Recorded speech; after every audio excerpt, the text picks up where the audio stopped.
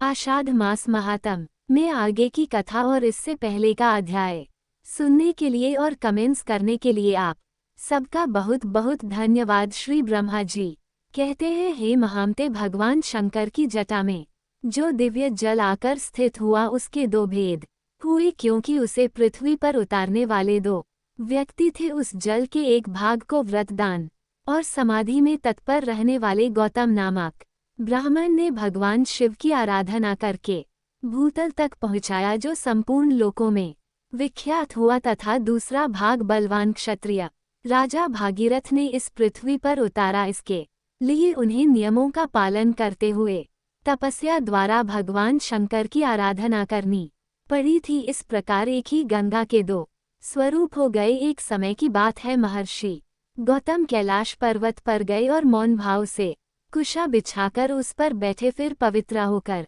इस स्तोत्र का गान करने लगे। गौतम कहने लगे, भोग की अभिलाषा रखने वाले जीवों को मनवांछित भोग प्रदान करने के लिए पार्वती सहित भगवान शंकर उत्तम गुणों से युक्त 8 विराट स्वरूप धारण करते हैं। इस प्रकार विद्वान पुरुष प्रतिदिन भगवान महादेव जी की स्तुति किया करते हैं। महेश्वर का जो पृथ्वीमय शरीर है, वह अपने विषयों द्वारा सुख पहुँचाने, समस्त चराचर जगत का भरण पोषण करने, उसकी संपत्ति बढ़ाने और सभी का अभ्युदय करने के लिए है। शांतिमय शरीर वाले भगवान शिव ने जगत की सृष्टि, पालन और संहार करने के लिए पृथ्वी के आधारभूत जल का स्वरूप धार किया है। उनका वह लोक प्रतिष्ठित रूप सभी लोगों को सुख पहुँचाने तथा धर्म की सिद्धि करने का भी हेतु है। महेश्वर आपने समय की व्यवस्था करने, अमृत का स्तोत्र बहाने, जीवों की सृष्टि, पालन और संहार करने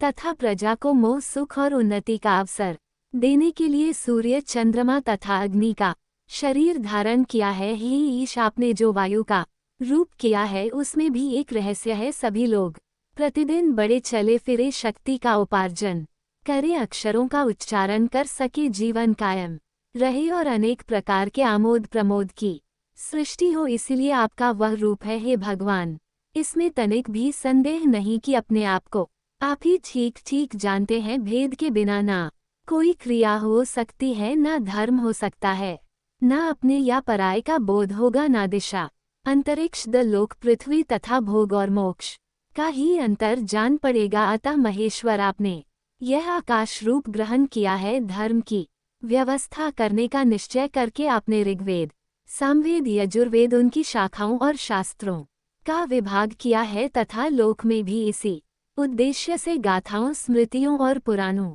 का प्रसार किया है। ये सब शब्द स्वरूप ही है। हे शंभु, जजमान, यज्ञ, यज्ञों के साधन, ऋत्विक यज्ञ का स्थान, फल, देश और काल, ये सब आप ही है, जो सर्वश्रेष्ठ ब्रह्म पर प्रधान, सर्वभूतेषु मुक्त हो जाते, पुनः संसार में जन्म नहीं लेते, वे भगवान उमापति ही मुक्षीय रूप धारण करते हैं। वैसे ही वैसे तुम भी उनके योग्य रूप धारण करती हो। इस प्रकार तुम में पातिव्रत्य जागृत रहता है। गौतम जी के इस प्रकार स्तुति करने पर वृष भाकित ध्वजा वाले साक्षात भगवान शिव उनके सामने प्रकट हुए और प्रसन्न होकर बोले, हे गौतम, तुम्हारी भक्ति, स्तुति तथा उत्तम व्रत से मैं बहुत संतुष्ट हूँ। मांगो, तुम्हें क्या दूं जो वस्तु देवताओं के लिए भी दुर्लभ हो, वह भी तुम मांग सकते हो। भगवान शंकर के वचनों को सुनकर गौतम ऋषि ने कहा, हे जगदीश्वर, समस्त लोकों को पवित्र करने वाली इन पावन देवी को, जो आपकी जटा में स्थित और आपको परम प्रिय है, ब्रह्मागिरि पर छोड़ दीजिए। ये समुद्र में मिलने तक सबके लिए तीर्थ रूप होकर रहे। इनमें स्नान करने मात्र से मन, वाणी और शरीर द्वारा किए हुए ब्रह्म हत्या आदि समस्त पाप नष्ट हो जाए। चंद्र ग्रहण, सूर्य ग्रहण, अनार, विषुव योग, संक्रांति तथा वैधृति योग आने पर हर प्रकार अन्य पूर्ण तीर्थों में स्नान करने से जो फल मिलता है, वो इनके स्मरण मात्र से ही प्राप्त हो जाए। ये समुद्र में पहुँचने तक जहाँ जहाँ जाए, वहाँ वहाँ आप भी अवश्य रहे। ये श्रेष्ठ व मुझे प्राप्त हो। इन सब के साथ साथ इनके तट से 1 योजन से लेकर 10 योजन तक की दूरी के भीतर आए हुए महापात की मनुष्य भी अगर स्नान किए बिना ही मृत्यु को प्राह हो जाए, तो वे भी मुक्ति के भागी हो। श्री ब्रह्मा जी कहते हैं गौतम की यह बात सुनकर भगवान शंकर बोले कि इससे बढ़कर दूसरा कोई तीर्थ न तो हुआ है और न होगा। ये बात सत्य है, सत्य है और सत्य है, और वेदों में भी निश्चित की गई है कि गौतमी गंगा अर्थात गोदावरी सभी तीर्थों से अधिक पवित्र है। ऐसा कहकर भगवान शिव अंतर्ध्यान हो गए। लोक पूजित भगवान शिव के चले जाने पर गौतम ने उनकी आज्ञा से जटा सहित सरिताओं में श्रेष्ठ गंगा को साथ लेकर देवताओं से घिर करा ब्रह्मागिरि में प्रवेश किया। उस समय महाभाग्य तथा क्षत्रिय भी आनंद मगन होकर जय जयकार करते हुए ब्रह्म ऋषि गौतम की प्रशंसा करने लगे। पवित्र और संयत चित्त वाले गौतम ने जटा को ब्रह्मागिरि के शिखर पर रखा और भगवान शंकर का स्मरण करते हुए गंगा जी से हाथ जोड़कर कहा, न नेत्रों वाले भगवान शिव की जटा से प्रकट हुई माता गंगा, तुम सब अभीष्ट को देने वाली और शांत हो, मेरा अपराध क्षमा करो और सुखपूर्वक यहाँ से प्रवाहित होकर इस समस्त जगत का कल्याण करो। हे देवी, मैंने तीनों लोकों का उपकार करने के लिए तुम्हारी याचना की है और भगवान शंकर ने भी इसी उद्देश्य की सिद्धि के लिए तुम्हें दिया है, अतः हमारा ये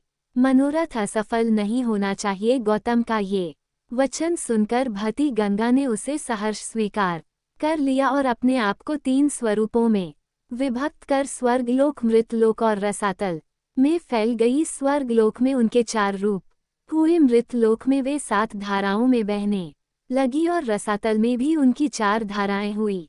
इस प्रकार एक ही गंगा के 15 आकार हो गए। गंगा देवी सर्वत्र है, सर्वभूत स्वरूपा है, सभी पापों का नाश करने वाली तथा संपूर्ण अभीष्ट वस्तु को देने वाली है। वेद में सदा उन्हीं के यश का गान किया जाता है। जिनकी बुद्धि अज्ञान से मोहित है, वे मृतलोक के निवासी समझते हैं कि गंगा केवल मृतलोक में ही है, पाताल अथवा स्वर्ग में नहीं है। भगवती गंगा तो जहाँ तक पहुँचकर सागर में मिली है, वहाँ तक वे देवमी मानी गई हैं। महर्षि गौतम के छोड़ने पर वे पूर्व समुद्र की ओर चली गई। उस समय देवर्षियों द्वारा सेवित कल्याणमयी जगन माता गंगा की मुनि श्रेष्ठ गौतम ने परिक्रमा की। इसके बाद उन्होंने देवेश्वर भगवान त्रयंबक का पूजन किया। उनके स्मरण करते ही करुणा सिंधु भगवान शिव वहां प्रकट हुए और पूजा करके तब महर्षि गौतम ने कहा, देव देव महेश्वर, आप संपूर्ण लोगों के हित के लिए मुझे इस तीर्थ में स्नान करने की विधि बताए। गौतम की बात सुनकर भगवान से बोले, हे महर्षि, गोदावरी में स्नान करने की संपूर्ण विधि भी सुन लो। पहले नांदी मुख में श्राद्ध करके शरीर की शुद्धि करो, फिर ब्राह्मणों को भोजन कराए और उनसे स्नान करने की आज्ञा ले। तद ब्रह्मचर्य का पालन करते हुए गोदावरी नदी में स्नान करने के लिए जाएं और ध्यान रहे कि उस समय पतित मनुष्यों के साथ किसी भी प्रकार का वार्तालाप न करें। जिसके हाथ पैर और मन भली भांति संयम में रहते हैं, वही तीर्थ का पूरा फल प्राप्त करता है। दुर्भावना का परित्याग करके अपने धर्म में स्थिर रहे और थके मांदे पीड़ित मनुष्यों की सेवा करते हुए उन्हें यथा योग्य अन्न दे। जिनके पास कुछ नहीं है, ऐसे साधुओं को वस्त्र और कंबल दे। भगवान विष्णु को तथा गंगा जी के प्रकट होने की दिव्य कथा सुने। इस विधि से यात्रा करने वाला मनुष्य तीर्थ के उत्तम फल का भागी होता है। हे गौतम, गोदावरी नदी में 2-2 हाथ भूमि पर तीर्थ होंगे, उनमें मैं स्वयं सर्वत्र रहकर सबकी समस्त कामनाओं को पूर्ण करता रहूंगा। सरिता हूँ में श्रेष्ठ नर्मदा अमरकंटक पर्वत पर अधिक उत्तम मानी गई है। यमुना का विशेष महत्व उस स्थान पर है जहाँ वे गंगा जी से मिली है। सरस्वती नदी प्रभास तीर्थ में श्रेष्ठ बताई गई है। तृष्णा, भीष्म, रथी और तुंगभद्रा, इन 3 नदियों का जहाँ समागम हुआ है, वह तीर्थ मनुष्यों को मुक्ति देने वाला है। इस प्रकार पयोसन भी जहाँ ताप्ती में मिली है, वह तीर्थ मोक्षदायक है। परंतु ये गौतमी गंगा मेरी आज्ञा से सर्वत्र सर्वदा और सभी मनुष्यों को स्नान करने पर मोक्ष प्रदान करेगी। कोई तीर्थ किसी विशेष समय में देवता का शुभागमन होने पर अधिक पुण्यम माना जाता है, किंतु गोदावरी नदी सदा ही सबके लिए तीर्थ है। मुनि श्रेष्ठ 200 योजन के भीतर गोदावरी नदी में 2.5 करोड़ तीर्थ होंगे। ये गंगा निम्नांकित नामों से प्रसिद्ध होंगी। महेश्वरी गंगा गौतमी वैष्णवी गोदावरी नंदा सुनंदा कामदयनी ब्रह्म तेज समानता तथा सर्व पाप प्रनाश गोदावरी मुझे सदा ही प्रिय है। वे स्मरण मात्र से पाप राशि का विनाश करने वाली है। पांचों भूतों में जल श्रेष्ठ है, जल में भी जो तीर्थ का जल है वही सर्वश्रेष्ठ माना गया है। तीर्थ जल में भी भागीरथ गंगा श्रेष्ठ है और उनसे भी गौतमी गंगा श्रेष्ठ मानी गई है, क्योंकि वे भगवान शंकर की जटा के साथ लाई गई थी। अतः इनसे बढ़कर कल्याणकारी तीर्थ दूसरा कोई नहीं है। हे मुने, स्वर्ग पृथ्वी और पाताल में भी गंगा सभी मनोरथ को पूर्ण करने वाली है। श्री ब्रह्मा जी कहते हैं, नारद इस प्रकार साक्षात भगवान शंकर ने संतुष्ट होकर महात्मा गौतम को गोदावरी नदी का जो महात्म्य में बतलाया था वही मैंने तुमको विस्तार पूर्वक सुनाया है। इसके आगे की कथा आप सभी अगले अध्याय में सुनिएगा। अब सुनिए एक और पौराणिक कथा। श्री व्यास जी के शिष्य परम बुद्धिमान लो महर्षि जी ने एकांत में बैठे हुए अपने पुत्र उग्र शरावा नामक सूत से कहा कि बेटा, तुम ऋषियों के आश्रमों पर जाओ और उनके पूछने पर सभी धर्मों का वर्णन करो। तुमने मुझसे जो संक्षेप में सुना है वह उन्हें विस्तार पूर्वक सुनाओ। मैंने महर्षि वेद व्यास 10 जी के मुख से समस्त पुराणों का ज्ञान प्राप्त किया है और वह सब तुम्हें बता दिया है, इसलिए अब मुनियों के समक्ष तुम उनका विस्तार के साथ वर्णन करो। प्रयाग में कुछ महर्षि होने जो उत्तम कुलों में उत्पन्न हुए थे, साक्षात भगवान से प्रश्न किया था। वे यज्ञ करने के योग्य किसी पावन देश को जाना चाहते थे। भगवान नारायण ही सबके हिताशी हैं। वे धर्मानुसार बोले, मुनिवा, ये सामने जो चक्र दिखाई दे रहा है इसकी कहीं कोई तुलना नहीं है। इसकी नाभि सुंदर और स्वरूप दिव्य है। ये सत्य की ओर जाने वाला है। इसकी गति सुंदर और कल्याणमयी है। तुम लोग सावधान होकर नियम पूर्वक इसके पीछे पीछे जाओ, तुम्हें अपने लिए हितकारी स्थान की प्राप्ति होगी। यह धर्मम चक्र यहाँ से जा रहा है। जाते जाते जिस स्थान पर इसकी नेमी जीर्ण शीर्ण होकर गिर पड़े उसी को पुण्यम प्रदेश समझना। महर्षियों से ऐसा कहकर भगवान अंतर्ध्यान हो गए और वह धर्मचक्र नैमिषारण्य के गंगावत नामक स्थान पर गिरा। तब ऋषियों ने निमि शीर्ण होने के कारण उस स्थान का नाम नैमिष रख दिया और नैमिष में बहुत लंबे समय तक चलने वाले यज्ञों का अनुष्ठान आरंभ कर दिया। वहीं तुम भी जाओ और ऋषियों के पूछने पर उनके धर्म विषयक संशय को दूर करो। इसके बाद ज्ञानी उग्र श्रमा पिता की आज्ञा मानकर उन मुनीश्वर के पास गए और उनके चरण पकड़कर हाथ जोड़कर उन्हें प्रणाम किया। सूत जी बड़े बुद्धिमान थे। उन्होंने अपनी नम्रता और प्रणाम आदि के द्वारा उन महर्षि को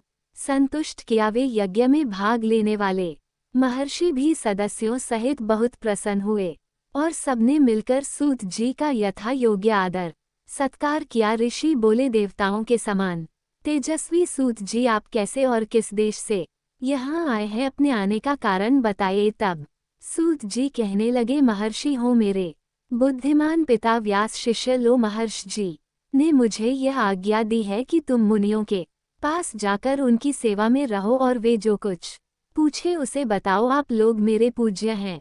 बताइए मैं कौन सी कथा कहूँ, पुराण इतिहास या फिर भिन्न भिन्न प्रकार के धर्म? जो आज्ञा दीजिए वही मैं आपको सुनाऊं। सूत जी का यह मधुर वचन सुनकर वे श्रेष्ठ महर्षि बहुत प्रसन्न हुए। अत्यंत विश्वसनीय विद्वान लो महर्षि पुत्र उग्र शवा को सामने उपस्थित देखकर उनके हृदय में पुराण सुनने की इच्छा जागी। उस यज्ञ में यजमान थे महर्षि सौनक, जो सभी शास्त्रों के विशेषज्ञ, मेधावी और विज्ञान में आरण्य भाग के आचार्य थे। वे सभी महर्षि के साथ श्रद्धा का आश्रय लेकर धर्म सुनने की इच्छा से बोले। शौनक जी ने कहा, महाबुद्धिमान सूत जी, आपने इतिहास और पुराणों का ज्ञान प्राप्त करने के लिए ब्रह्म ज्ञानियों में श्रेष्ठ भगवान व्यास जी की पली भांति आराधना की है।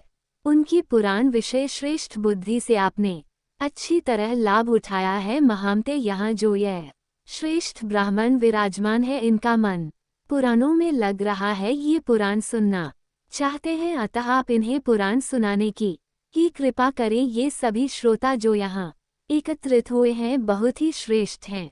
अलग अलग गोत्रों में इनका जन्म हुआ है। ये वेदवादी ब्राह्मण अपने अपने वंश का पौराणिक वर्णन सुने लंबे समय तक चलने वाले यज्ञ के पूरा होने तक आप मुनियों को पुराण सुनाए। महाप्रज्ञा, आप इन सब लोगों से पद्म पुराण की कथा कहिए। पद्म की उत्पत्ति कैसे हुई, उससे ब्रह्मा जी का आविर्भाव किस प्रकार हुआ तथा कमल से प्रकट हुए ब्रह्मा जी ने किस प्रकार जगत के सृष्टि की, ये सब बातें इन्हें बताए। उनके इस प्रकार पूछने पर लो महर्षि कुमार सूत जी ने बहुत ही सुंदर वाणी में सूक्ष्म अर्थ से भरा हुआ न्याय युक्त वचन कहा। महर्षि हूँ आप लोगों ने जो मुझे पुराण सुनाने की आज्ञा दी है, इससे मुझे बहुत प्रसन्नता हुई है। यह मुझ पर आपका महान अनुग्रह है। संपूर्ण धर्मों के पालन में लगे रहने वाले पुराण वेता विद्वानों ने जिनकी भली भांति व्याख्या की है, उन पुराणों में वर्ण विषयों को मैंने जैसा सुना है उसी रूप में वह सब आपको सुनाऊंगा। सत्पुरुषों की दृष्टि में सूत जाति का सनातन धर्म यही है कि वह देवताओं, ऋषियों तथा अमित तेजस्वी राजाओं की वंश परंपरा को धारण करें, उसे याद रखें और इतिहास और पुराणों में जिन ब्रह्मवादिनी उन महाराज की स्तुति ही की थी, उस स्तुति से संतुष्ट होकर महात्मा पृथु ने उन दोनों को वरदान दिया। वरदान में उन्होंने सूत को सूत नामक देश और मागध को मगध का राज्य प्रदान किया। क्षत्रिय के वीर्य और ब्राह्मणी के गर्भ से जिसका जन्म होता है वो सूत कहलाता है। और ब्राह्मणों ने मुझे पुराण सुनाने का अधिकार दिया है। आपने धर्म का विचार करके ही मुझसे पुराण की बातें पूछी है, इसलिए इस भूमंडल में जो सबसे उत्तम और ऋषियों द्वारा सम्मानित पद्म पुराण है, उसकी कथा आरंभ करता हूँ। श्री कृष्ण द्वैपायन व्यास जी साक्षात भगवान नारायण के स्वरूप हैं। वे ब्रह्मवादिनी है, उन्हीं से प्रकट हुए पुराणों को मैंने अपने पिताजी के पास रहकर अध्ययन किया है। पुराण सब शास्त्रों के पहले से विद्यमान है। ब्रह्मा जी ने कल्प के आदि में सबसे पहले पुराणों का ही स्मरण किया था। पुराण त्रिवर्ण अर्थात धर्म, अर्थ और काम के साधक और परम पवित्र हैं। उनकी रचना 100 करोड़ श्लोकों में हुई है। समय के अनुसार इतने बड़े पुराणों का श्रवण और पठन असंभव देखकर स्वयं भगवान उनका संक्षेप करने के लिए प्रत्येक द्वापर युग में व्यास रूप से अवतार लेते हैं और पुराणों को 18 भागों में बांटकर उन्हें 4 लाख श्लोकों में सीमित कर देते हैं। पुराणों का ये संक्षिप्त संस्करण ही इस भूमंडल में प्रकाशित होता है। देवलोकों में तो आज भी 100 करोड़ श्लोकों का विस्तार पुराण मौजूद है। अब मैं परम पवित्र पद्म पुराण का वर्णन आरंभ करता हूँ। उसमें 5 खंड और 55,000 श्लोक हैं। पद्म पुराण में सबसे पहले सृष्टि खंड है, उसके बाद भूमि खंड आता है, फिर स्वर्ग खंड और उसके बाद पाताल खंड है,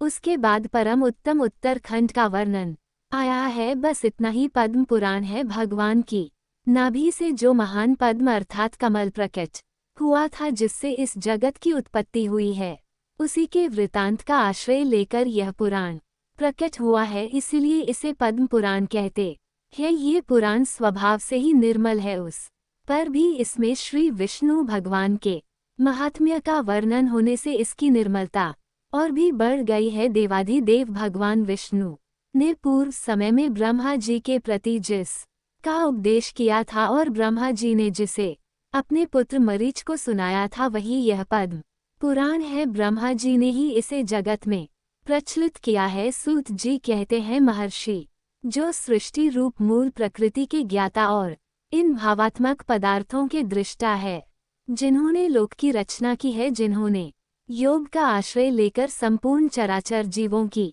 सृष्टि की है, जो समस्त भूतों और अखिल विश्व के स्वामी हैं, उन सच्चिदानंद परमेश्वर को मैं नमस्कार करता हूँ। फिर ब्रह्मा, महादेव, इंद्र, अन्य लोकपाल और सूर्यदेव को एकाग्र चित्त से नमस्कार करके ब्रह्मा स्वरूप वेद व्यास जी को प्रणाम करता हूँ। उन्हीं से इस पुराण विद्या को प्राप्त करके मैं आपके समक्ष प्रकाशित करता हूँ, जो नित्य निरंतर सदा सत्व स्वरूप अव्यक्त और सबका कारण है। वह ब्रह्म ही मह तत्व से लेकर विशेष पर्यंत विशाल ब्रह्मांड की सृष्टि करता है। यह विद्वानों का निश्चित सिद्धांत है। सबसे पहले हिरण्यमय अर्थात तेजोमय अंड में ब्रह्मा जी का प्रादुर्भाव हुआ। वह अंड सब ओर से जल से घेरा हुआ है जल के बाहर तेज का घेरा और तेज के बाहर वायु का आवरण है अर्थात वायु से घेरा हुआ है। वायु आकाश से और आकाश भूत आदि अर्थात तामस अहंकार से घिरा हुआ है।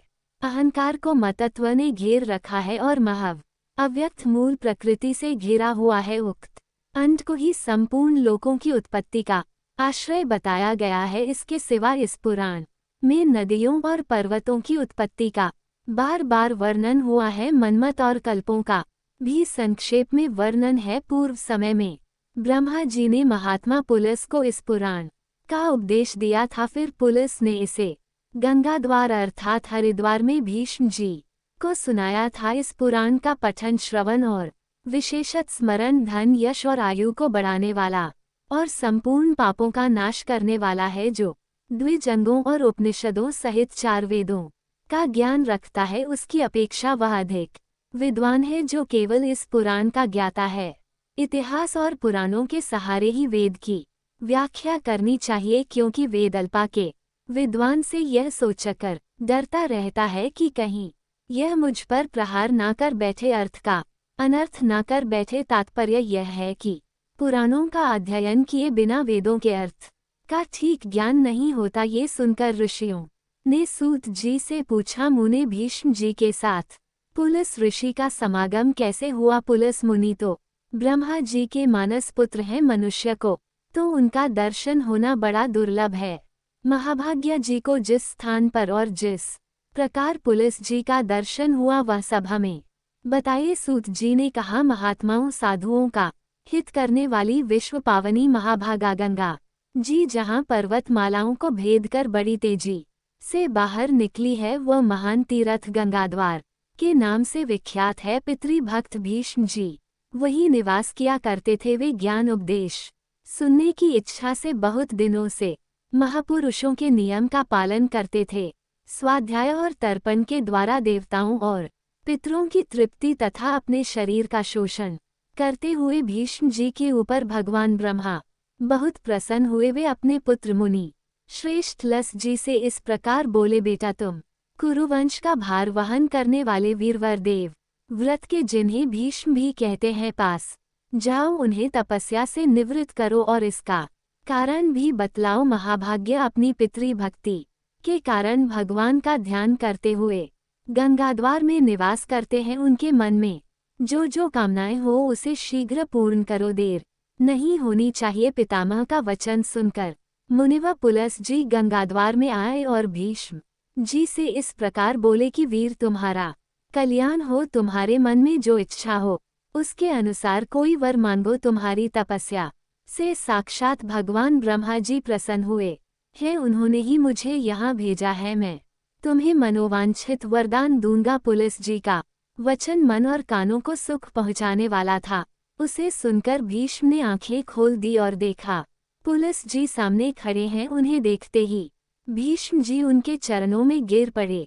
उन्होंने अपने संपूर्ण शरीर से पृथ्वी का स्पर्श करते हुए उन मुनि श्रेष्ठ को साष्टांग प्रणाम किया और कहा, भगवान आज मेरा जन्म सफल हो गया। आज का दिन बहुत ही सुंदर है, क्योंकि मुझे आपके विश्वबम चरणों का दर्शन जो प्राप्त हुआ है। आज आपने दर्शन दिया और विशेषत मुझे वरदान देने के लिए गंगा जी के तट पर पदार्पण किया। इतने से ही मुझे अपनी तपस्या का सारा फल मिल गया। ये कुश की चटाई है, इसे मैंने अपने हाथों बनाया है और जहाँ तक हो सका है इस बात का भी प्रयास किया है कि बैठने वालों के लिए आराम देने वाली हो, अतः आप इस पर विराजमान हो जाइए। ये पलाश के दोने में अर्घ प्रस्तुत किया गया है। इसमें दूब, चावल, फूल, कुश, सरसों, दही, शहद, जौ और दूध भी मिले हुए है। प्राचीन काल के ऋषियों ने यह अष्टांग अर्घ ही अतिथियों को अर्पण करने योग्य बताया है। अमित तेजस्वी भीष्म के यह वचन न सुनकर ब्रह्मा जी के पुत्र पुलस मुनि कुश के आसन पर बैठ गए। उन्होंने बड़ी प्रसन्नता के साथ पाद और अर्घ स्वीकार किया। भीष्म जी के इस शिष्टाचार से उन्हें बड़ा संतोष हुआ।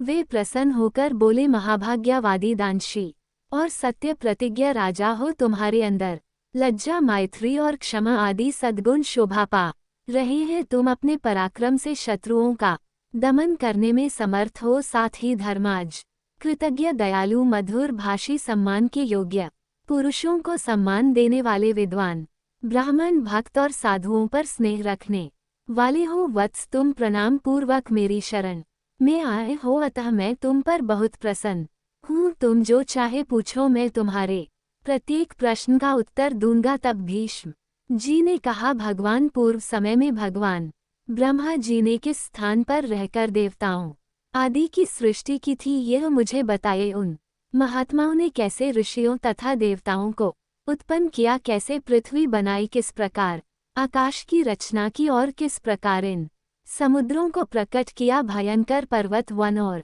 नगर कैसे बनाए, मुनियों प्रजातियों श्रेष्ठ सप्त ऋषियों और भिन्न भिन्न वर्णों को, वायु को, गंधर्व यक्ष राक्षसों तीर्थों नदियों सूर्य आदि ग्रहों तथा तारों को भगवान ब्रह्मा ने किस प्रकार उत्पन्न किया, इन सब बातों का वर्णन कीजिए।